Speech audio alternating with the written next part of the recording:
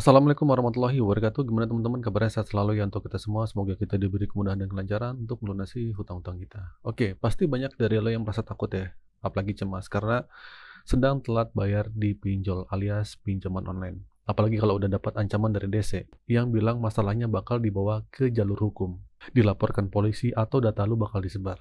Tapi santai dulu ya, jangan buru-buru panik. Jangan langsung terjerumus ke jebakan lain. Dengerin baik-baik karena gue mau bahas tuntas masalah ini biar lo nggak gampang dikebulin lagi sama DC pinjol. Oke, yang jadi pertanyaan, ancaman hukum dan penipuan, benarkah? Oke, gue tahu ya ancaman kayak gitu pasti bikin lo ketakutan. Apalagi kalau udah bawa-bawa pasal penggelapan, penipuan. Jujur ini hal yang paling sering ditanyain ke gue. Bang, saya bakal dipenjara apa enggak? Bang, ini bakal jadi kasus pidana apa enggak? Banyak banget yang nanya kayak gitu. Oke, lu harus tahu ya, kasus utang piutang itu masuk ke ranah hukum perdata, bukan pidana. Utang piutang terjadi karena ada kesepakatan timbal balik antara lu dan pihak pinjol. Lu dapat dana, mereka dapat keuntungan dari bunga. Selama lu nggak memasukkan identitas atau melakukan tindakan kriminal lain, nggak ada unsur pidana di situ. Ya, lu nggak bisa dipenjara cuma karena nggak mampu bayar pinjol. Nah, ini cuma gertakan dari desa biar lu panik dan buru-buru cari dana buat bayar. Bahkan dengan cara gali lubang tutup lubang, DC pun bodo amat. Tujuan mereka cuma satu, bikin lu tertekan dan ketakutan. Begitu lu masa tertekan, lu pasti bakal cari cara apapun untuk bayar, termasuk dengan pinjaman di tempat lain, alias gali lubang tutup lubang. Nah, ini yang mereka inginkan. Itu sebabnya banyak orang yang akhirnya terjebak dalam lingkaran setan utang yang gak ada habisnya. Selalu gue bilang, gak bosen-bosennya, solusi jitu dalam menghadapi ini, putus komunikasi. Ya, fokus aja untuk berusaha. Sebenarnya ada paling efektif ya untuk menghentikan teror lo ini gitu kan. Lu cuma perlu putus semua jalur komunikasi dari DC itu. Gimana caranya? Gampang banget. Yang lu lakuin cuma 3 hal sederhana. Yang pertama, ganti nomor telepon. Kedua, hapus aplikasi WhatsApp-nya atau ganti nomor WhatsApp-nya. Dan setelah itu ya lu ganti email. Loh, aku cuma gitu bang. Percaya deh, masalah teror DC ini 90% lahir dari telepon, WhatsApp, dan email lu. Selama lu masih membiarkan jalur-jalur ini terbuka, lu akan terus-terusan diteror dan merasa tertekan. Ancaman penjara, sebar data, atau dipecat dari kerjaan itu cuma omong kosong. Coba lu perhatikan, gak ada satupun DC yang berani nyebutin nama aplikasi pinjolnya saat DC meneror barbar. Kenapa? Karena mereka sendiri takut. Mereka takut kena sanksi dari pihak pinjolnya karena melanggar SOP. Pinjol nggak mau bertanggung jawab kalau DC mereka ketahuan atau ketahuan mengancam atau melakukan penagihan yang menyalahi aturan. Nah, jadi dengan memutus jalur komunikasi ini, lu dapat mengembalikan ketenangan lu. Nggak ada lagi ancaman yang masuk, nggak ada lagi teror yang bikin lu kepikiran terus. Lu bisa lebih fokus untuk bekerja dan mengumpulkan uang, juga untuk memperbaiki hidup lu yang paling penting. Jangan biarkan teror ini melumpuhkan mental lu, ya. Lu bukan orang jahat, niat lu dari awal adalah membayar, ya. Tapi keadaan yang nggak memungkinkan, bunga yang tinggi, biaya admin yang besar, ekonomi juga lagi sulit, ya, membuat utang lu akhirnya membengkak, dan akhirnya nggak bisa bayar. Ini bukan kesalahan lu, bukan kesalahan lu seutuhnya maksudnya gitu. Nah, jadi gini, lu harus tahu ya, DC itu juga punya target. Mereka digaji berdasarkan banyak utang yang bisa mereka tagih. Kalau nggak mencapai target, mereka itu biasanya dapat ya peringatan lah, bahkan pemecatan. Makanya mereka rela pakai cara apapun, termasuk mengancam dan menakut-nakuti, supaya segera lu bayar. Mereka adalah ujung tombak perusahaan pinjol. Posisi mereka juga berbahaya karena kalau ketahuan melanggar aturan, mereka bisa lepas tangan dari perusahaan. Jadi ketika lu merasa takut, ingat ya di posisi mereka. Mereka nggak akan berani macam-macam kalau lu tegas, nggak gampang ditakut-takuti.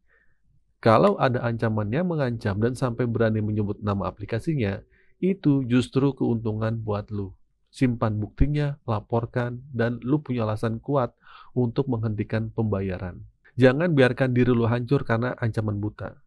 Ingat ya, tantangan terberat manusia adalah apa yang dia takuti. Lebih baik malu sesaat karena data lo disebar daripada hancur selamanya karena terjebak utang yang nggak pernah lunas. Nah, ini untuk tambahan buat kalian ya, dari berbagai sumber yang gue baca. Ancaman DC pinjol pada umumnya memang menjadi masalah serius ya, buat kalian yang sedang terjerat di pinjaman online. Namun ada beberapa fakta penting dan hak-hak kalian yang perlu diketahui agar lu nggak mudah panik. Yang pertama, ancaman pidana atau perdata nih Bang. Nah, secara umum, utang piutang adalah ranah hukumnya perdata.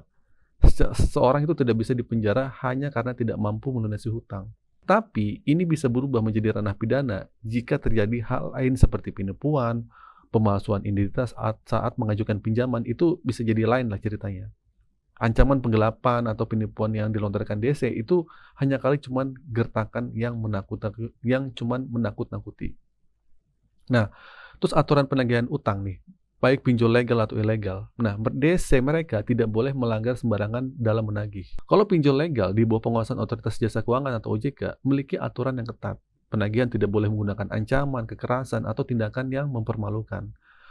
Penagihan juga hanya boleh dilakukan pada jam kerja yang wajar, yaitu pukul 8 sampai jam 8 malam. Jam 8 pagi sampai jam 8 malam. Dan di alamat yang terdaftar kecuali ada persetujuan lain. Nah, jika DC pinjol legal melanggar aturan ini, mereka itu bisa dikenakan sanksi berat oleh OJK, termasuk pidana, penjara, atau denda. Nah, khususnya pinjol ilegal ini tidak terdaftar di OJK.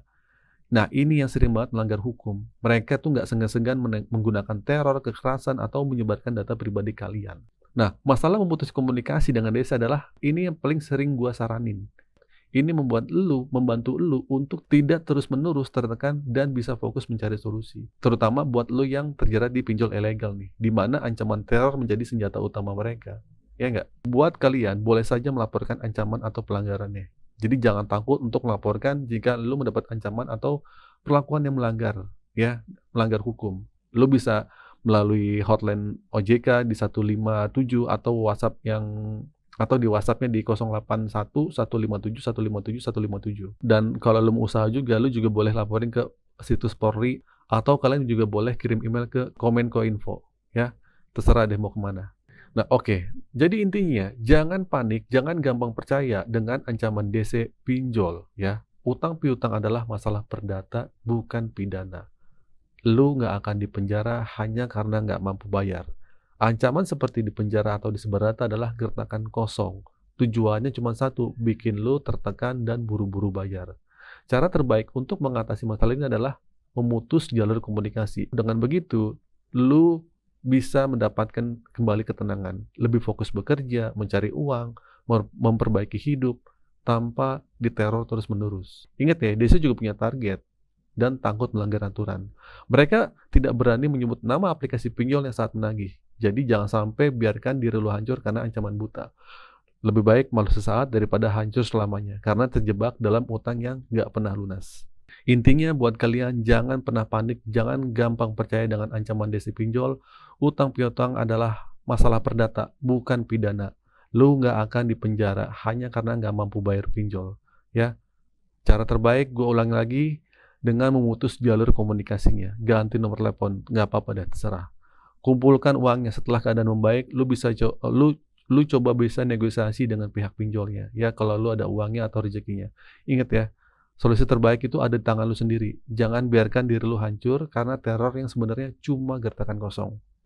Oke, itu saja teman-teman video kali ini. Semoga video ini bermanfaat. Akhir kata dari saya, Assalamualaikum warahmatullahi wabarakatuh.